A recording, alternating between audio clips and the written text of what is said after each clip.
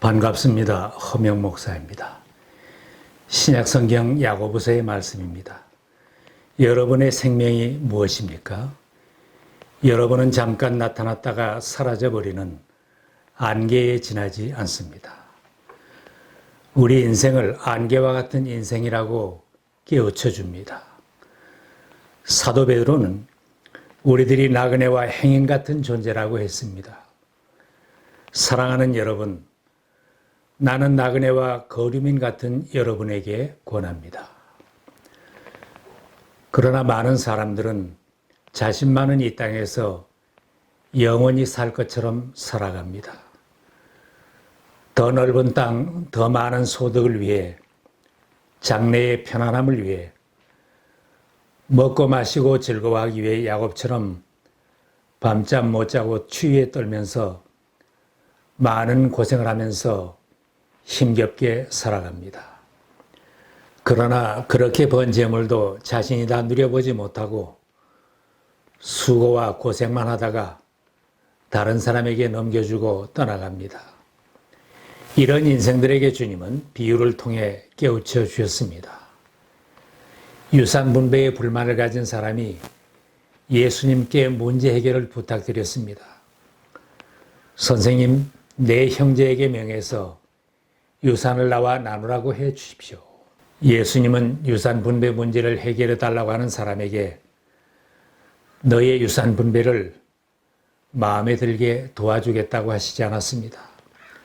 오히려 예수님은 자신은 현세적인 문제 해결을 위해 재판장이나 유산 분배인으로 온 것이 아니라고 강하게 부정하면서 어리석은 부자의 비유로 깨우쳐 주셨습니다. 예수님의 관심사는 우리들의 소득 분배가 아니라 생명에 관한 것입니다.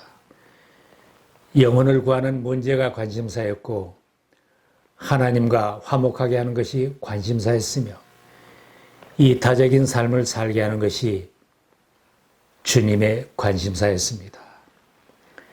예수님은 자신의 소득과 이해관계에 관심을 가지고 이 문제에 집착하는 사람들에게 슬픈 비유를 통해 깨우쳐 주셨습니다. 너희는 조심하여 온갖 탐욕을 멀리하여라. 재산이 차고 넘치더라도 사람의 생명은 거기에 달려있지 않다. 어떤 부자가 밭에서 많은 소출을 거두었다. 그래서 그는 속으로 내 소출을 쌓아둘 곳이 없으니 어떻게 할까 하고 궁리하였다. 그는 혼자 말하였다. 이렇게 해야겠다. 내 곳간을 헐고서 더 크게 짓고 내 곡식과 물건들을 다 거기에 쌓아두겠다. 그리고 내 영혼에게 말하겠다. 영혼아, 여러 해 동안 쓸 물건을 쌓아두었으니 너는 마음 놓고 먹고 마시고 즐겨라. 예수님의 비유입니다. 이 비유에 언급한 부자는 세상 사람들이 보기엔 모든 것이 잘되고 번영하는 성공한 부자입니다. 농사를 짓는 것도 위험이 따르고 어려움이 많은 사업입니다. 비가 안 와도 비가 너무 많이 와도 농사를 망칠 수 있는데 더 큰 창고를 지어야 할 정도로 풍성하게 추수하였기에 부자는 행복하였습니다. 많은 수확이 그에게 행복감을 안겨주었지만 오히려 마음의 평안을 누릴 수는 없었습니다. 넘치는 수확은 그에게 새로운 걱정거리를 안겨주었습니다. 쌓아둘 곳이 없도록 많이 거둔 곡식을 어떻게 해야 할지 처리할 방법을 생각하느라 밤잠을 못 자고 고민하고 생각하였을 것입니다. 부자는 그 많은 곡식을 친척이나 이웃에게 나눠줄 생각은 해보지 못했습니다. 마침내 부자가 생각해낸 것은 있던 작은 창고를 헐어내고 더 큰 창고를 지어 거기에 모든 것을 쌓아두겠다는 생각입니다. 더 큰 창고를 지으면 그가 더 큰 부자가 되었다는 것을 사람들에게 보여줄 것입니다. 새로운 창고를 건축하는 일이 고생은 되겠지만 부자는 자신의 계획에 만족했습니다. 여러 해 동안 쓸 많은 물건을 창고에 쌓아둔다면 편안하게 먹고 마시고 즐길 수 있겠구나. 부자는 은퇴 후에도 염려하지 않고 즐기며 살 수 있는 삶을 기대하며 만족했습니다. 큰 창고에 가득 쌓아둘 물건들이 든든했고 장래가 보장되는 믿음직하고 안전한 삶을 기대할 수 있었습니다. 이제는 편안하게 먹고 마시고 즐기며 살면 된다.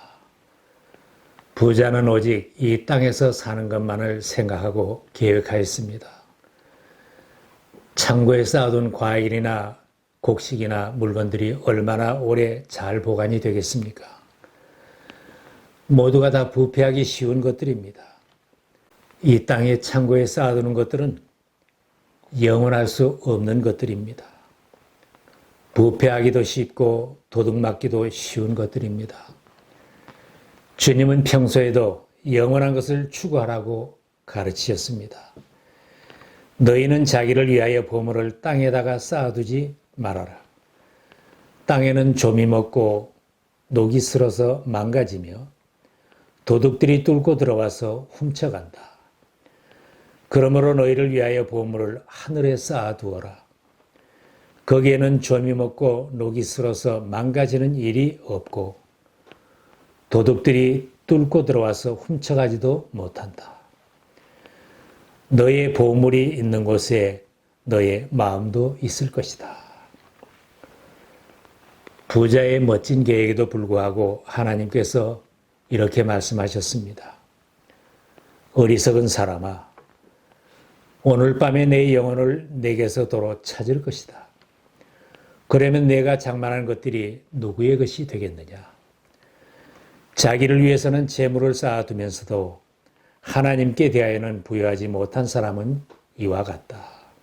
부자는 영혼에 대한 생각이 없었고 영혼에 대한 계획도 무시하였습니다. 새 창고를 짓고 새로운 삶을 계획하던 그날 밤에 부자는 죽음을 맞이하고 무덤에 묻히며 지옥이 기다리고 있는 것입니다. 하나님은 이 부자에게 어리석은 자라고 했습니다. 오늘 밤에 내 영혼을 도로 찾으리니. 어리석은 부자는 그의 모든 재산을 이 땅에 남겨두고 떠나야 합니다. 부자가 그렇게 수고하고 힘들게 농사지어서 얻은 것들을 다른 사람이 다 차지하게 될 것입니다. 부자는 모든 것을 잃고 영혼까지도 잃은 자가 되었기에 하나님은 어리석은 사람이라고 안타까워하신 것입니다. 지금도 세상에 많은 사람들이 어리석은 부자처럼 살아갑니다. 더 많은 이익을 위해 더 나은 직장과 편안하게 먹고 마시고 즐거워하기 위해 많은 수고를 하며 살아갑니다. 더 많은 재산이 생긴다면 많아진 재산 때문에 밤잠을 못 자고 투자 계획을 세우며 고민하면서 새롭게 계획한 일 때문에 더 많은 수고를 해야 할 것입니다. 유산 분배에 불만을 가진 형제처럼 형제들 간에도 내가 더 많은 것을 차지하려고 애를 쓸 것이고 함께 일하는 사람들 간에도 내가 더 많은 것을 차지하려고 고민과 걱정이 많을 것입니다. 지나친 탐심에 사로잡혀 살면 풍족해도 불만은 있고 고민거리는 더 많이 안고 살아갈 것입니다. 부자는 풍성한 수확 때문에 창고가 부족했고 많은 소득 때문에 오히려 창고를 헐거지어야 하는 더 큰 일과 고민거리가 생겼습니다. 유산은 적게 받아도 많이 받아도 만족이 없을 것입니다. 더 소득이 많아지고 풍족해진다면 그 재산을 관리할 생각과 계획에 더 복잡한 인생을 살아갈 수 있습니다. 우리가 예수님을 따라 제자로 살고 주님의 종으로 살아도 예수님의 관심사를 떠나 내 욕심만 채우려고 주님께 간청한다면 탐심을 책망받은 사람과 다를 바가 없을 것입니다. 우리는 먼저 주님의 관심사가 무엇인가를 생각해야 합니다. 하나님의 소원이 무엇인가? 하나님이 나에게 바라시는 것은 무엇인가? 하나님이 나를 언제 부르신다고 하시겠는가? 생각하며 살아야 할 것입니다. 만족할 줄 모르고 사는 것은 물질에 대한 바른 인식이 없기 때문입니다. 소유가 넉넉하면 행복한 줄로 여기기 때문에 만족이 없는 것입니다. 사람은 소유로 만족을 누리는 존재가 아닙니다. 하나님을 소유해야 만족을 누립니다. 하나님께 대하여 부요한 자가 될 때 참 만족을 누릴 수 있는 존재입니다.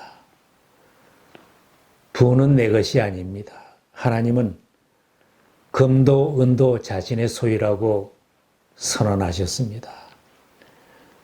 은도 나의 것이요 금도 나의 것이다. 나 만군의 주의 말이다. 내가 소유한 부를 내 것이라고 생각하는 사람은 모든 것을 자기가 소유하지 못하면 만족하지 못합니다.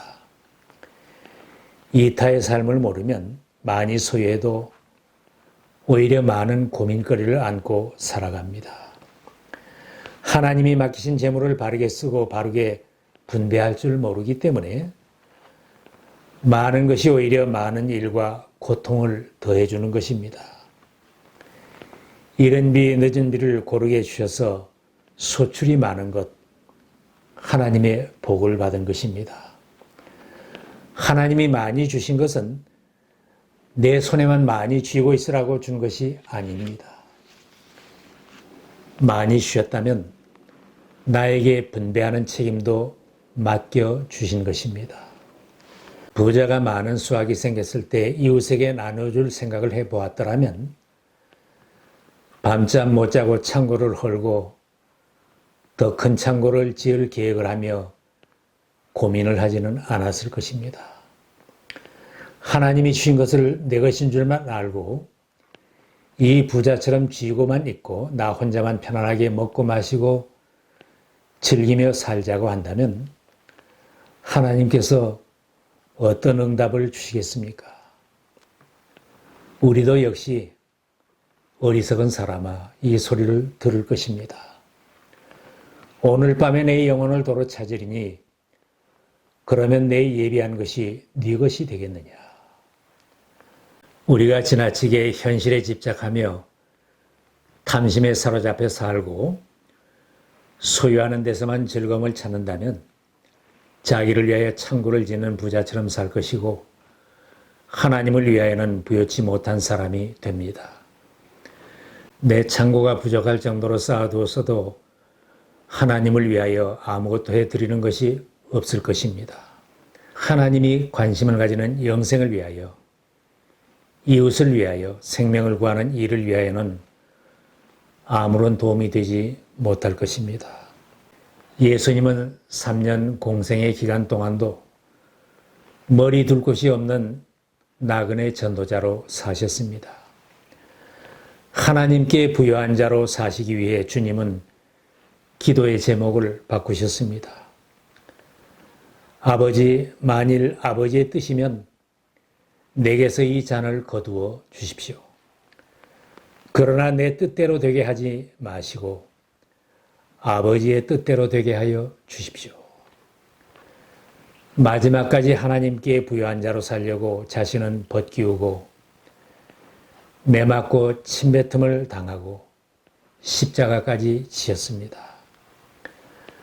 우리가 자본주의 속에 살고 있지만 아굴의 기도를 드리면 감사하며 만족하며 하나님께 대하여 부요한 자로 살려고 할 것입니다. 저를 가난하게도 부요하게도 하지 마시고 오직 저에게 필요한 양식만 주십시오. 제가 배가 불러서 주님을 부인하며 주가 누구냐고 말하지 않게 하시고 제가 가난해서 도둑질을 하거나 하나님의 이름을 욕되게 하거나 하지 않도록 하여 주십시오. 나 자신은 어떤 부자인지 돌아보십시다. 정말 부자는 예수님 앞으로 나와서 영생을 얻은 사람이요, 하나님 나라의 보화를 쌓는 사람입니다.